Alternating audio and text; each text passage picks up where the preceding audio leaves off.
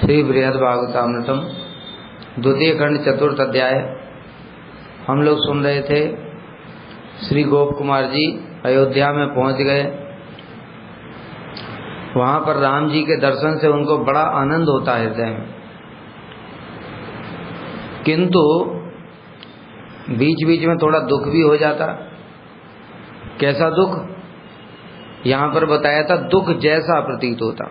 वास्तव में ये दुख नहीं है, क्योंकि चित जगत में कोई भी दुख नाम की चीज नहीं होती है। चित जगत में भी अगर दुख होगा तो इसमें यहाँ पर हो वहां पर अंतर ही क्या रह गया फिर?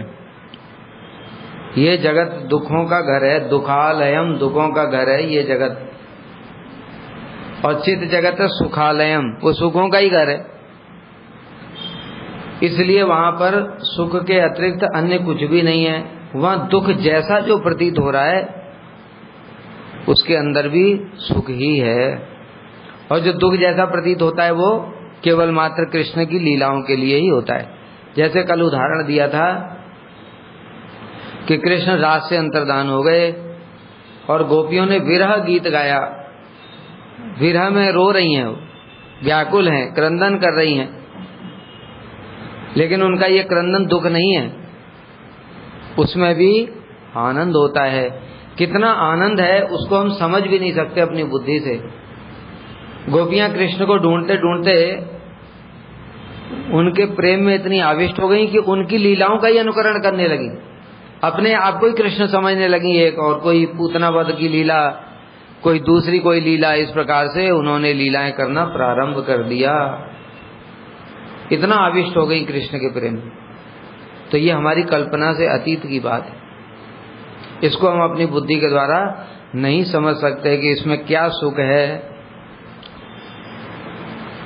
और फिर जब कृष्ण प्रकट हुए तो उनका आनंद और भी पहले की अपेक्षा और अधिक बढ़ गया और फिर से रासलीला प्रारंभ हुई। इस प्रकार से थोड़ा थोड़ा हम अनुमान लगा सकते हैं केवल कि इस विरह में किस प्रकार का सुख है। अपनी बुद्धि के द्वारा समझा नहीं जा सकता, क्योंकि जड़ जगत में इस प्रकार की चीज है ही नहीं। यहाँ पर कभी किसी से विरह होता है तो दुख ही होता है, वो सुख नहीं होता है। कोई हमारा अपना जिससे हम बहुत प्रेम करते हैं वो कहीं चला जाए तो उसमें कोई सुख नहीं होता है, वो दुख ही दुख होता है। लेकिन चित जगत में ऐसा नहीं है। वहां पर कृष्ण जब दूर भी चले जाते हैं तो हृदय में गोपियों का चित्त उनमें डूब जाता है। जैसे कृष्ण गोचारण को जाते हैं, उस समय गोपियां उनके प्रेम में इतनी आविष्ट हो जाती हैं मानो उनको सब कुछ वन की लीला साक्षात दिखाई दे रही है। कृष्ण भी क्या कर रहे हैं? धन्या इसमें मूढ़ मत, वेणु बजा रहे हैं। हिरनियां उनके सामने आकर के खड़ी हो गई हैं और अपने नेत्रों के द्वारा ऊपर से नीचे तक ऐसे अवलोकन कर रही हैं। गायें जब कृष्ण वेणु बजाई तो उनके मुख में चारा रखा हुआ था, वो चबा रही थी। चबाते चबाते मुंह वैसा का वैसा ही रह गया। और बछड़े दूध पी रहे थे। जब कृष्ण की वेणु की ध्वनि उनके कान में गई तो दूध न तो भीतर गया न बाहर, अब मुंह में ही रखा हुआ है और वेणु की ध्वनि सुने तो धीरे धीरे इधर से टपक रहा है। ऐसा आविष्ट हो गई हैं उसमें उनकी लीलाओं में कि ऐसा प्रतीत हो रहा है मानो साक्षात उनको दिखाई दे रहा है। इस प्रकार से एक एक चीज की, नदियों की क्या दशा है, पक्षियों की क्या दशा है, ये सब गोपियां वर्णन कर रही हैं कहाँ पर? घर में। और वर्णन कर रही है सारी चीज गोचारण की। उनको साक्षात सारी लीलाओं का दर्शन होता है। विरह में सारी लीलाएं स्फुरित होने लगती हैं उनको। तो इसलिए उनका वो विरह विरह नहीं है। जैसे इस जगत में भी देखते हैं जो शुद्ध भक्त होते हैं भगवान के, जब उनको विरह होता है, कृष्ण को स्मरण हरि नाम किया, रूप गोस्वामी जैसे जो भक्त हैं हरि नाम किया और सीधे भगवान की लीलाओं का दर्शन शुरू हो गया। अभी बताओ, लीलाओं का दर्शन हो रहा है, इसमें दुख है कि आनंद है? इसमें आनंद नहीं है, आनंद की पराकाष्ठा है। भगवान के दर्शन से इतना आनंद होता है हम उसकी कल्पना नहीं कर सकते। बताया था ना कि ये शरीर हमारा उस आनंद को सहन करने में भी समर्थ नहीं है। इसलिए इस शरीर में आनंद नहीं होगा, वो इसलिए दर्शन भी नहीं होता है। एक दूसरा जब शरीर मिलेगा प्रेम वाला, उस शरीर में उस आनंद को हम लोग सहन कर पाएंगे, और तब जाकर के वो भगवान भी उन लीलाओं का दर्शन तभी कराएंगे, उससे पहले नहीं कराएंगे। तो इस प्रकार से बाहर से दुख जैसा लगता था, किंतु भीतर में परमानंद होता था। तब गोप कुमार को सांत्वना देने के लिए वहां पर हनुमान जी आ जाते, और हनुमान जी कहते कि अरे देखो तो सही, भगवान का क्या अद्भुत गुण है, उनकी लज्जा देखो, उनकी विनम्रता देखो, उनके सरल स्वभाव को देखो, कितना प्रीतिपूर्वक बात करते। ऐसी बातें जब करते हनुमान जी, तो गोप कुमार अपना जाने का प्लान कैंसिल कर देते और फिर वहीं पर रह जाते। पूर्वाभ्यास वशयनेयम ब्रज भूमिर यदा बलात् सा तल्लीलानुकंपाशा अपि क्रमेद हृदयम मम। परंतु जब कभी पूर्व अभ्यास के बल से मुझको इस ब्रज भूमि का स्मरण होता, पूर्व अभ्यास के बल से मतलब एक तो इनका स्वरूप है ब्रज का, और दूसरा जन्म भी ब्रज में ही हुआ, और तीसरा जो गोपाल मंत्र जप कर रहे थे तो उसके फलस्वरूप उनको मदन गोपाल की स्फूर्ति होती थी। तो यही कह रहे हैं पूर्वाभ्यास। तो बार बार इस प्रकार से इनका ब्रज के साथ संबंध रहा है, तो उस संबंध के कारण पूर्वाभ्यास से, जैसे हम लोग का पूर्वाभ्यास है 30-40 साल तक घर संसार में डूबे रहे, खेले कूदे, खाया पिया, मौज किया, विवाह कर लिया किसी ने, तो पूर्वाभ्यास के कारण मन उसी में चला जाता है। बैठे मठ में है, आरती का टाइम चल रहा है, बढ़िया आरती हो रही भगवान की, लेकिन मन चला गया कहाँ? घर में। क्यों? पूर्वाभ्यास है। सारे जीवन अभ्यास किस चीज का किया? तो इसलिए पूर्वाभ्यास बड़ा प्रबल होता है। हम लोग अभी भजन करके इन संस्कारों को ही काट रहे हैं, इसमें कितने जन्म चले जाएंगे, तब जाकर के भगवान में चित्त लगेगा। अनंत जन्मों के हमारे भोग के संस्कार हैं, इस कारण से अधिकतर मन ऑटोमेटिकली संसार में ही चला जाता है। कोशिश करते हैं यही रखने की, चला जाता है संसार में। इसी प्रकार से जो गोप कुमार जी हैं, उनका पूर्वाभ्यास है ब्रज का, उस कारण से कहीं भी रहते हैं तो उनको बीच में ब्रज की याद अपने आप ही आ जाती है। इसलिए ब्रज भूमि का स्मरण होता। वहां पर क्या सुंदर यमुना जी, वन उपवन, गो गाय इत्यादि हैं, गोप बालक हैं। तब अपने इष्टदेव मदन गोपाल की लीलाओं के अनुभव की आशा मेरे हृदय को अत्यंत व्याकुल कर देती।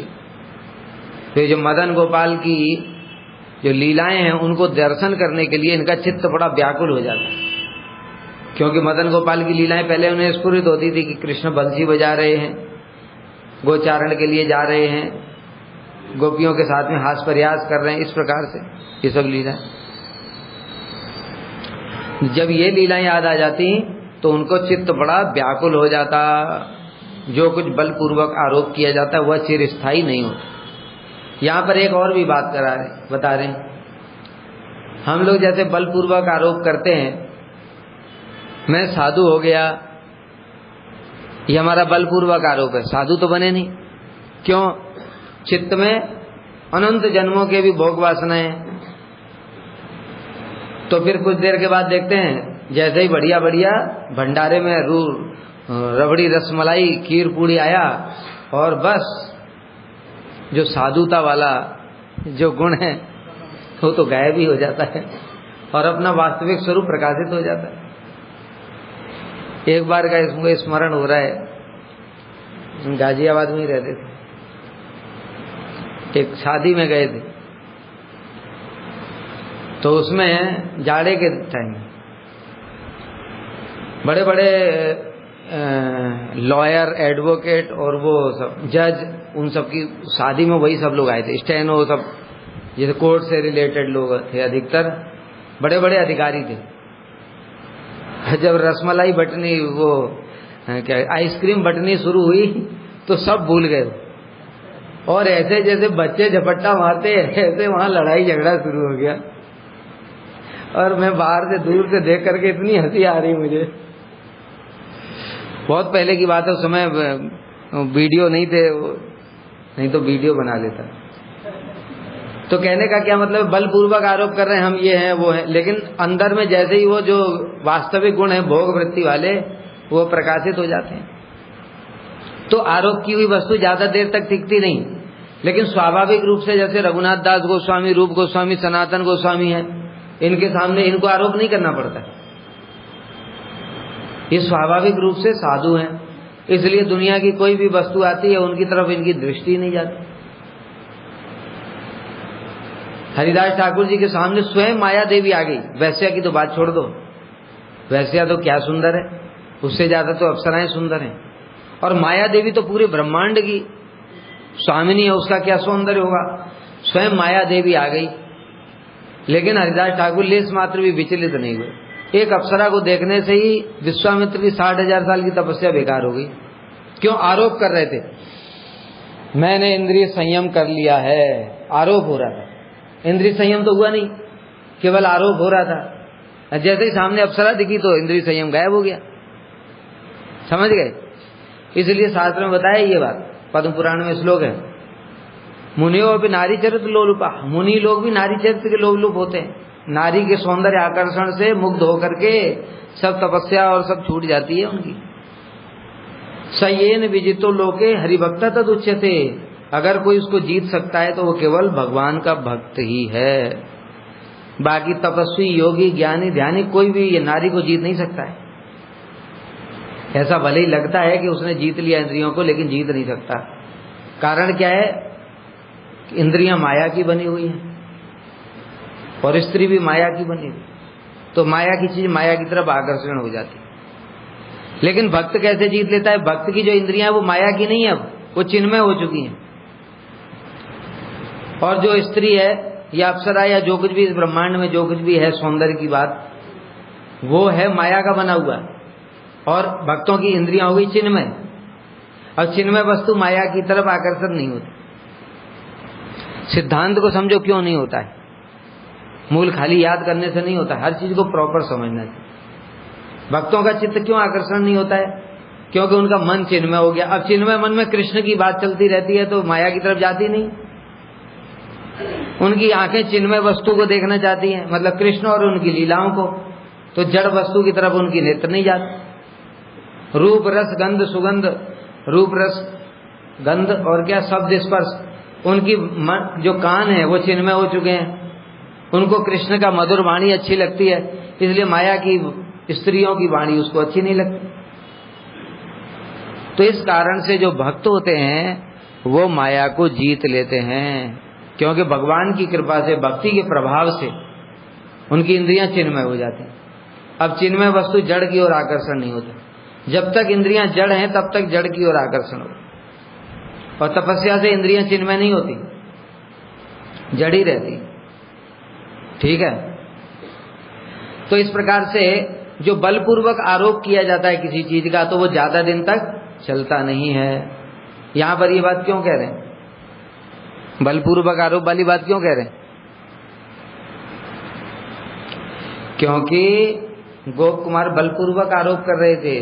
कल बताया था जब हनुमान जी उनको समझाते थे, अरे देखो राम जी कितने सुंदर हैं, कितना आनंद प्रदान करने वाले हैं, सब गुणों से संपन्न है, तो गोप कुमार जी बलपूर्वक आरोप कर लेते थे क्या कि यही तो मदन मोहन जी के गुण ही तो हैं ये सब, इसलिए मदन मोहन जी जैसे ही हैं ये बलपूर्वक आरोप कर रहे थे। लेकिन बलपूर्वक आरोप ज्यादा टिकता नहीं है। जब ब्रज की याद आती तो मदन गोपाल की तरफ चित्त ऑटोमेटिक आकर्षित हो जाता और फिर बड़े दुखी हो जाते। इसलिए कह रहे हैं जो कुछ बलपूर्वक आरोप किया जाता है वह प्रायः चिरस्थायी नहीं होता। गोप कुमार द्वारा बलपूर्वक श्री रामचंद्र जी में मदन गोपाल की भावना करना चिरस्थायी नहीं रहा। समझ गए? इसलिए कह रहे हैं क्योंकि बलपूर्वक आरोप कर रहे थे कि यही तो मदन गोपाल हैं, इस प्रकार से आरोप कर रहे थे। लेकिन जब हृदय में मदन गोपाल की लीलाओं की स्फूर्ति होती तो व्याकुल हो जाते, ब्रज की याद आने लगती। इसलिए आरोप ज्यादा दिन तक टिका नहीं, ज्यादा देर तक। इसलिए कह रहे हैं जिस समय इस वृंदावन आदि से संबंधित मेरे इष्ट देव की लीला और उनकी कृपा की आशा या उनके अनुभव की लालसा पूर्व अभ्यास से मेरे हृदय में आक्रमण करती, उस समय में शोक से व्याकुल हो जाता। पूर्व अभ्यास है इनका मदन गोपाल जी का स्मरण करने का, इसलिए और वृंदावन में तो इनका जन्म ही हुआ और उसकी स्फूर्ति होने लगती तो फिर चित्त बिल्कुल चंचल हो जाता। अयोध्या में रहकर भी फिर इनको सुख नहीं मिलता था और कृष्ण की मदन गोपाल की कृपा कब प्राप्त होगी, कब मैं उनकी लीलाओं के दर्शन करूंगा, कब उनका माधुरी का अनुभव करूंगा, ऐसा इनके हृदय में शोक उत्पन्न हो जाता। और फिर ये सोचते जल्दी मैं अयोध्या से द्वारका चला जाऊं, तब इनके अंदर द्वारका जाने की इच्छा हो जाती। तदा मंत्री वरेण अहम अलक्ष्य श्री हनुमता विचित्र युक्ति चातुर्य रक्षे स्वास्य तत्र ही। क्या बता रहे हैं? तदा मंत्री वरेण, मंत्रियों में श्रेष्ठ कौन? हनुमान जी श्री हनुमता अहम लक्ष्य, मुझे लक्ष्य करके विचित्र युक्ति चातुर्य। अब हनुमान जी तो मंत्री शिरोमणि है, भगवान के पार्षद हैं, उनके पास कौन सी चीज नहीं है, बल बुद्धि विद्या सबके खान है वो, इसलिए वो समझ जाते गोप कुमार के मन की बात। और विचित्र युक्ति चातुर्य, युक्ति चातुर्य चतुराई के द्वारा मुझे फिर रोक लेते, फिर ऐसे ऐसे करके राम जी की महिमा बताते, राम जी की लीलाएं बताते और कहते कि तुम्हें देखो यहाँ पर कैसा सुख है। तो हाँ बात तो ठीक है, क्योंकि जो बोलते थे हनुमान जी झूठ तो नहीं बोल रहे थे। जो गोप कुमार जी हनुमान जी जो कुछ बोलते थे गोप कुमार को वो दिख भी तो रहा था, वहां पर अनुभव भी हो रहा था। इसलिए रक्षे आश्वास्य तत्र ही, नाना युक्त चातुरी के द्वारा मुझे आश्वासन दे करके वहीं रोक लेते।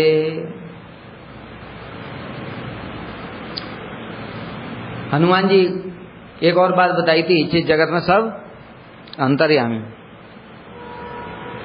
वहां सब अंतर्यामी होते हैं, यहाँ की तरह नहीं है, किसी को किसी के मन की बात पता ही नहीं है, इसलिए सोचते रहते हैं बेटा मजा चखाऊंगा तो। वहां पर तो सब अंतर्यामी, किसी ने जो कुछ सोचा वो पता चल जाता है।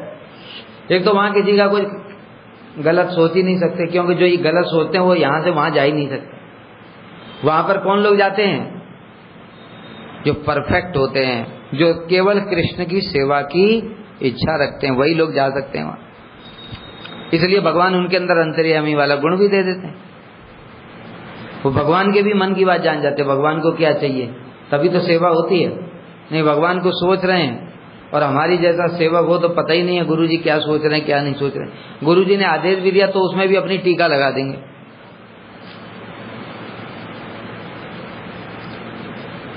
तो इसलिए हनुमान जी ने जब देखा ये गोप कुमार दुखी है, तुरंत समझ गए हनुमान जी, अरे यहाँ दुख होने का क्या मतलब है, ये तो चीज जगत है, यहाँ पर तो सुख ही सुख है, और भगवान राम के सामने दुख कैसे हो सकता है। इसलिए समझ जाते गोप कुमार के मन में क्या चल रहा है, इसलिए फिर से पकड़ लेते, सुनो देखो राम जी का ये गुण, राम जी का वो गुण। फिर जो राम जी का गुण बताते तो हृदय में आनंद हो जाता है।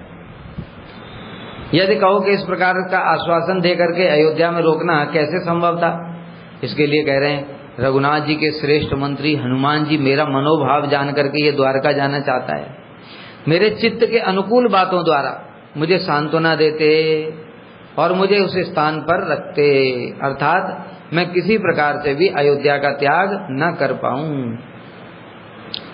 तथापि पुनः उस प्रकार के शोक उदित होने पर, मान लो जैसे कोई यहाँ पर व्यक्ति है, जैसे मान लो गोपियां हैं, एक बार तो कृष्ण ने उनको सांत्वना देने के लिए उद्धव जी को भेज दिया। अब उद्धव जी सांत्वना दे आए, जैसे तैसे समझा करके कृष्ण जल्दी आ जाएंगे, चले गए। अब कृष्ण को वहां बोलते हैं कि चलो मैं तो उनको बोल करके आया हूं, लेकिन कृष्ण जाते नहीं है, अब दोबारा कैसे जाएंगे समझाने? दोबारा कौन इनकी बात मानेगा? उसी प्रकार से बलदेव प्रभु वो भी आए ब्रज में, वो भी गोपियों को सांत्वना दे करके गए। अब जब कृष्ण ने वहां पर जब प्रथम खंड में आया था, जब कृष्ण मूर्छित होकर के गिर पड़े थे, तो कह रहे हैं वहां पर कि उद्धव जी को भेजो या बलदेव प्रभु को भेजो, तो दोनों ने मना कर दिया। भैया हम तो एक बार बोल करके आए थे ब्रज में, अभी क्या मुंह लेकर के वहां जाएं? तो एक ही बात बार बार किसी को सांत्वना नहीं दी जा सकती, होता है कि नहीं होता है? बात बदलनी पड़ती। इसलिए एक बार हनुमान जी ने सांत्वना दे दी, फिर दोबारा मन दुखी हो गया, फिर क्या करेंगे? उसके लिए कह रहे हैं पुनः शोक उदित होने पर करुणामय रामचंद्र जी, राम जी बुलाए, गोप कुमार इधर आओ। और सोचो भगवान प्यार से बुला रहे हैं, खुद ही इतना आनंद होगा हृदय में। तो इसलिए उस आनंद के कारण गोप कुमार जी अपनी सुध बुध भूल जाते, फिर रुक जाते। तो इस प्रकार से रामचंद्र जी कहते, हे सखे तुम यहीं रहो। लेकिन फिर देखा कि ये दुखी है, इसका मन बार बार उधर ही जा रहा है। तब फिर रामचंद्र जी ने एक बार पास में बुला ही लिया, सखे इधर आओ, तुम सुख पूर्वक निश्चिंत होकर के द्वारावती गमन करो। इस प्रकार से राम जी का आदेश मिल गया। राम जी को भी ये बात पता थी, राम जी तो भगवान है ना, उनको तो पता है इसका स्वरूप ब्रज का है, तो इसलिए वहां तक जाएगा ही जाएगा।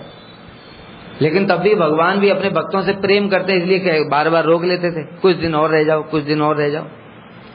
अतः श्री रामेण प्रकर करुणा कोमल हृदय जगच्चित्तज्ञेन प्रणय मृदु नाश्वास्य वचसा ब्रज द्वारावत्यां सुखमिति समादिश्य गमितः समम ताम भल्लुकावली परिवृणेन अहम चिरात्।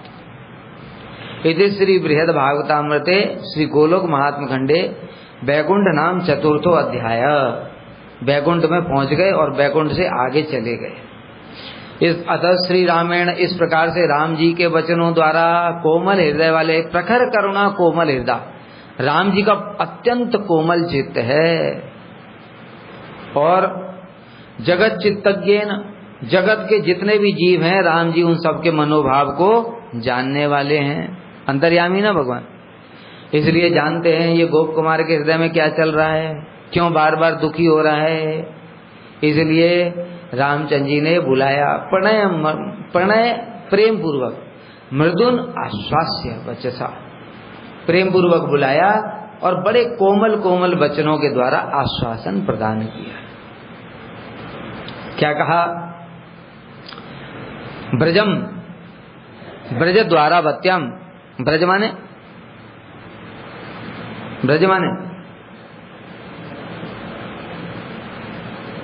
ब्रज माने ब्रज है, ब्रज माने वृंदावन नहीं है, ब्रज माने जाओ। इसलिए ब्रज माने होता चलना फिरना, जाना, उसको लोग ब्रज कहते हैं। कभी वो गोकुल में रहते हैं, कभी छठी करा में रहते हैं, कभी नंद वहां पे रहते हैं, चलते फिरते रहते हैं, इसलिए ब्रज है।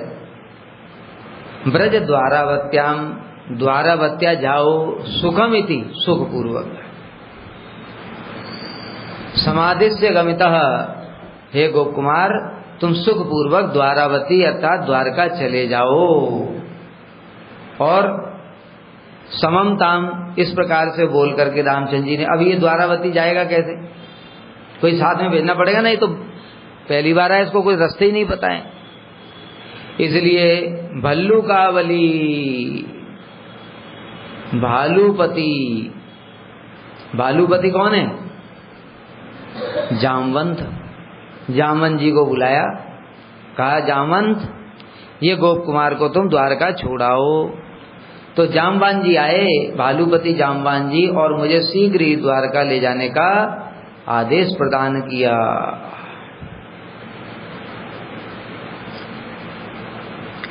इसके बाद श्री रामचंद्र जी द्वारा प्रेरित होकर रामचंद्र जी ने इशारा किया जामवंत जी को, जामवंत जी द्वारावती छोड़ाओ। बस उनके साथ में अति शीघ्र ही द्वारावती पहुंच गया, द्वारकापुरी पहुंच गया। बताए ना, वो तो चित जगत में है, वही इच्छा किया पहुंच गए। यहाँ की तरह थोड़ी टाइम लगने वाला है। यहाँ से वृंदावन जाओ तो कार लो और कहीं ट्रैफिक में फंस गए तो पता नहीं क्या हो जाएगा। वहां तो बस इच्छा किया और पहुंच गए। श्री जाम्बान श्री सांब के नाना हैं। सांब कौन है? हैं?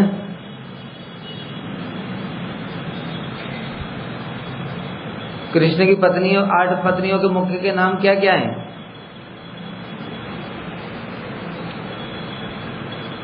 जामवती का नाम सुना कभी? वो किसकी पुत्री हैं? जामवान की पुत्री हैं। कुछ पता ही नहीं है। अरे कृष्ण की लीलाएं तो पता रखो कम से कम। जब ये स्यमंतक मणि चोरी हो गई थी, किसने चुराई थी?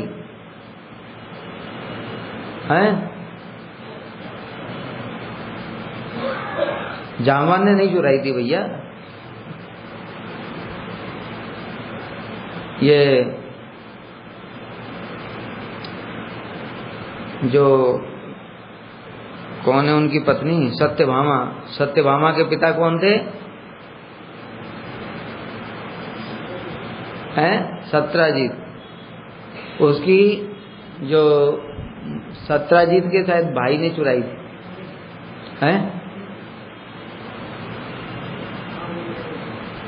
उसने मणि चुराया और वो जा रहा था रास्ते में, तो उसको सिंह ने खा लिया।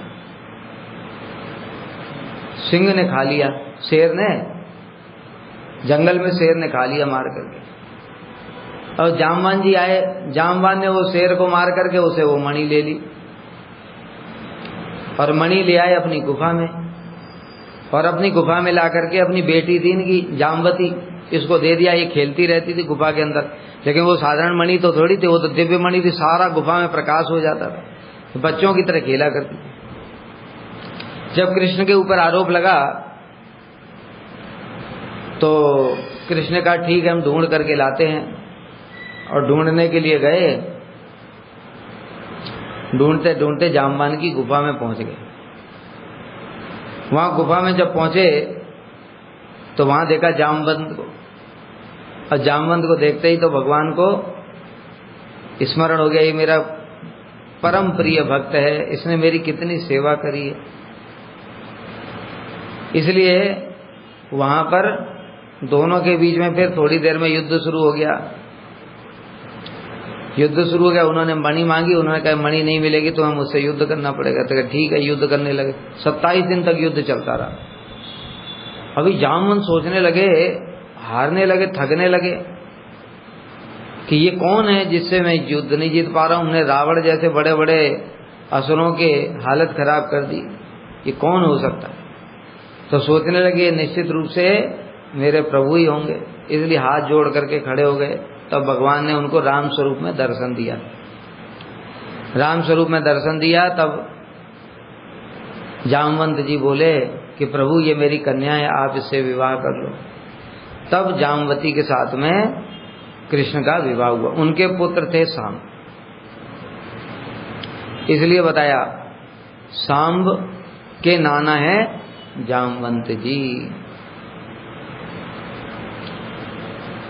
इसलिए जामवंत जी का संबंध द्वारका के साथ भी है, बताया। कृष्ण उनके कौन है? दामाद हैं।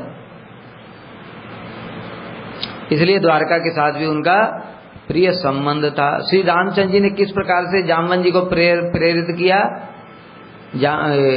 गोप कुमार को कैसे भेजा? स्नेह से द्रवीभूत होकर के। स्नेह मतलब प्रेम। भगवान ने पहले ही कहा था, हे गोप कुमार तुम मेरे हे सखे। सखे का मतलब बड़ा प्रेम है गोप कुमार के साथ में भगवान का। तुम सुख पूर्वक द्वारका जाओ, और बड़ा अत्यंत आर्द्र चित्त होकर के। आर्द्र चित्त मतलब उनका चित्त द्रवित हो गया। भगवान परम करुण है, उन्होंने देखा अरे मेरा सखा होकर के दुख पा रहा है, यहाँ मेरा सखा होकर के दुख पा रहा है, इसलिए जामवंत जी को आदेश दिया तुम इनको लेकर के द्वारका जाओ। अन्यथा मेरे लिए उस अयोध्या का परित्याग कर कहीं भी जाना असंभव था। देखो मेन बात क्या है कि उनको दुख तो होता था, जब ब्रज की याद आती थी, मदन गोपाल की स्मृति होती थी तो दुख तो होता था, लेकिन राम जी का दर्शन करके सुख भी बहुत होता था, इसलिए छोड़ नहीं सकते थे उसको, उनके लिए छोड़ना संभव नहीं था। लेकिन जब भगवान ने आदेश दे दिया कि कोई बात नहीं तुम चले जाओ द्वारका, तब जाकर के वो द्वारका जाने के लिए तैयार हुए।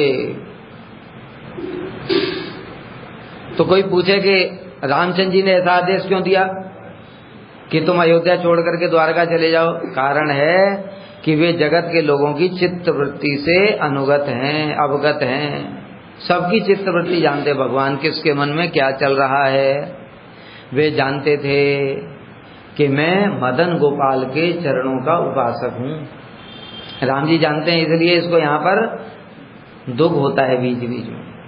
सुख तो हो रहा है मेरा दर्शन करके, लेकिन दुख भी हो रहा है, इसलिए मेरा ये तो प्रिय है, इसको दुख क्यों होगा? इसलिए राम जी ने जान करके उनको आदेश दिया तुम द्वारका चले जाओ। और दूसरी बात, केवल उन्हीं के प्रेम में निष्ठ होने के कारण उनका ही संग प्राप्त करने के लिए उत्कंठ, उनका चित्त गोप कुमार का वो मदन गोपाल में ही डूबा हुआ है, इसलिए उनके प्रेम में आविष्ट होने के कारण मुझे उनका ही संग प्राप्त करना है, बार बार मुझे उनके संग की ही लालसा होती है, ये भी जानते राम जी। इसलिए अयोध्या में आनंद विशेष अनुभव करने पर भी तथा हनुमान द्वारा कृपा और आश्वासन आदि प्राप्त होने पर भी मेरा चित्त हर्षित नहीं हो रहा था। और राम जी ये बात जानते थे, सब कुछ ठीक था, वहां आनंद बहुत हो रहा है, हनुमान जी प्यार से इनको बात समझाते भी हैं, राम जी का जो माधुर्य है इनको दर्शन भी होता है, राम जी के दिव्य गुण भी दर्शन होते हैं, अनुभूति भी होता है, लेकिन मदन गोपाल में चित्त लगा हुआ है। तो बीच बीच में फिर, जैसे उदाहरण से समझो, जब गोपियां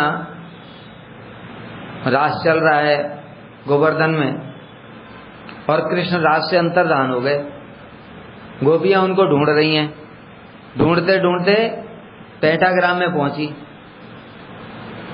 वहां पर कृष्ण ही नारायण बन गए, चतुर्भुज रूप धारण कर लिया कृष्ण, शंख चक्र गदा पद्म। गोपियों ने उनको देखा, अब देखो कृष्ण को ही देख रही हैं, लेकिन स्वरूप दूसरा है, तो गोपियों को आनंद नहीं हुआ। जैसा आनंद देख करके कृष्ण को होता है, वैसा नारायण के रूप में देख करके, कृष्ण को ही नारायण के रूप में देख करके आनंद नहीं हुआ। अब गोपियों ने उनको भगवान है, लेकिन भगवान ने उनको प्रणाम किया, सम्मान किया, सब कुछ किया, और अंत में पूछा प्रभु आपने कहीं हमारे कृष्ण को देखा क्या? मतलब क्या, जिसका जो स्वरूप है उसमें उसी स्वरूप में ही भगवान का दर्शन करना चाहता है। सिर्फ उत्तम रस की बात नहीं है, निम्न रस वाले भी ऐसे ही हैं। जैसे हनुमान जी का वर्णन है, हनुमान जी जब भगवान कृष्ण इस जगत में आए तो हनुमान जी की बार बार इच्छा होती है मैं भगवान का दर्शन करूं, लेकिन प्रभु जब तक नहीं बुलाएंगे तब तक नहीं जाऊंगा। तो एक बार कृष्ण ने द्वारका में बोला रुक्मिणी देवी को, तुम सीता बन जाओ, मैं राम बन जाता हूं, और बलदेव प्रभु लक्ष्मण। तो हनुमान जी को दर्शन करने के लिए जब बुलाया तो हनुमान जी ने उनका सीता, राम और लक्ष्मण के रूप में ही दर्शन किया। इसी प्रकार से सुनते हैं, जब तुलसीदास जी एक बार गए थे जगन्नाथपुरी, जगन्नाथपुरी में जगन्नाथ जी को उन्होंने प्रार्थना की, कुछ उनकी चौपाई भी है इस प्रकार की, दुआ चौपाई कुछ रचना की वहां, कि प्रभु मैं तो आपको जगन्नाथ तभी मानूंगा जब आप मुझे राम रूप में ही दर्शन देंगे। तो तुलसीदास जी को राम रूप में ही दर्शन। तो इस प्रकार से कहने का तात्पर्य है कि जो भक्त जिस स्वरूप का उपासक है, भगवान उसको उसी रूप में फिर दर्शन देते हैं। महाप्रभु की लीला में तो पूरा ही है, किसी को महाप्रभु ने नरसिंह रूप में दर्शन दिया, हाँ? और किसी को विश्व रूप दिखाया, किसी को राम रूप में दर्शन दिया। मुरारी गुप्त को, मुरारी गुप्त हनुमान जी है, हनुमान जी को राम रूप में ही दर्शन दिखाया। और इसी प्रकार से एक ब्राह्मण गया था, उनको अष्टभुज रूप दिखाया। सार्वभौम भट्टाचार्य को षडभुज रूप दिखाया। और रामानंद राय स्वयं विशाखा सखी हैं, इसलिए उनको रसराज महाभाव, अद्भुत चमत्कार स्वरूप दिखाया। बाकी स्वरूपों से ये स्वरूप सबसे ज्यादा चमत्कार, रसराज महाभाव। इसलिए भगवान अपने भक्तों के जो जिस स्वरूप का है, जिसका जिस स्वरूप में स्वरूप है, सख्य दास वात्सल्य मधुर इत्यादि, उसी स्वरूप में ही भगवान दर्शन देते हैं। तो राम जी ने देखा इसका स्वरूप तो है ब्रज का, सख्य भाव है, इसलिए इसको आनंद नहीं हो रहा यहाँ पर, इसलिए राम जी ने कृपा करके प्रेम पूर्वक इनको द्वारका के लिए भेज दिया। इसलिए अयोध्या में आनंद विशेष अनुभव करने पर भी तथा हनुमान द्वारा कृपा और आश्वासन आदि प्राप्त होने पर भी मेरा चित्त हर्षित नहीं हो रहा था, क्योंकि मन में मदन गोपाल की चिंता बार बार रहती थी।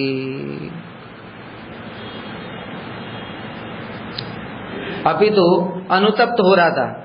अनुतप्त मतलब बार बार ब्रज की याद आ रही है, बार बार मदन गोपाल की याद आ रही है, उनकी लीलाएं भी स्फूर्ति हो रही होंगी कि गाय चराने के लिए जाते थे। इनको अधिकतर गाय चराने वाली लीलाएं स्फूर्ति ज्यादा होंगी, क्योंकि इनका सख्य रस है ना।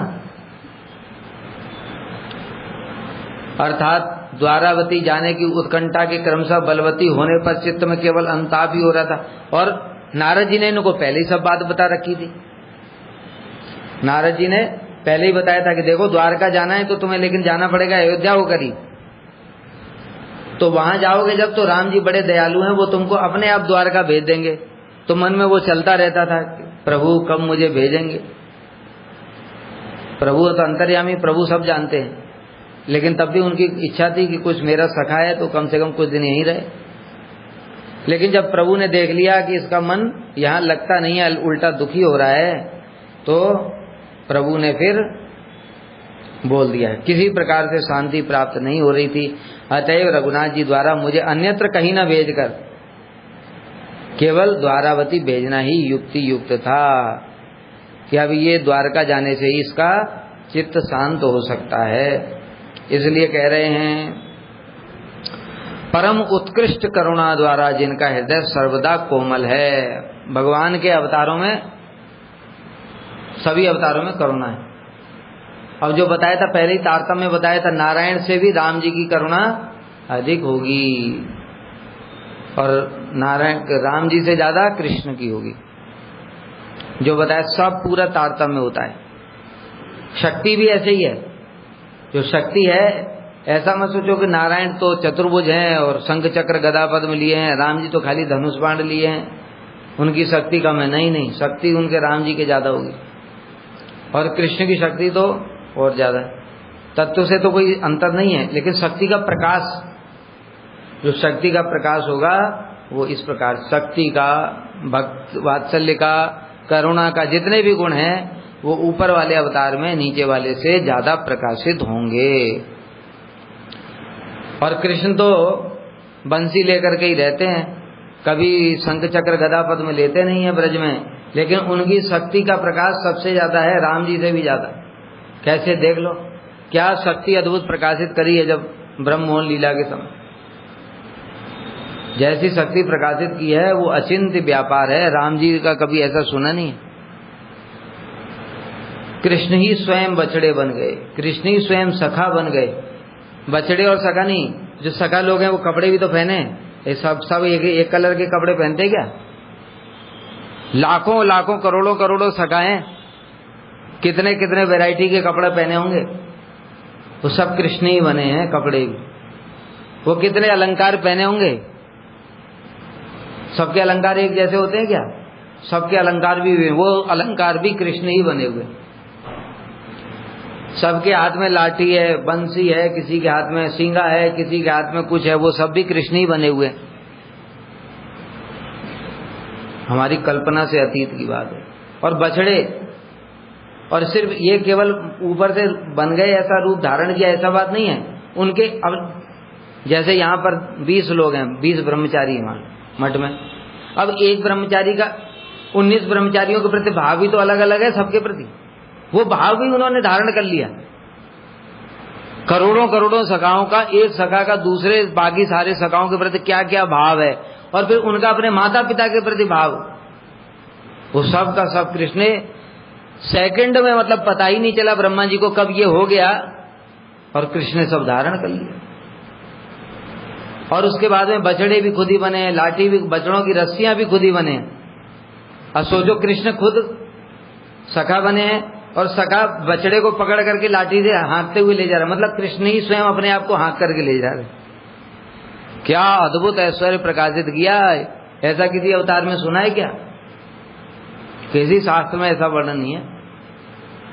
तो इसलिए जो भगवान का ऐश्वर्य है वो जो ऊपर का रस विचार से है, वो उसमें ज्यादा प्रकाशित, तो ऐश्वर्य भी होगा, माधुर्य भी होगा, सब कुछ होगा। तो इस कारण से राम जी नारायण की अपेक्षा भी परम करुण थे।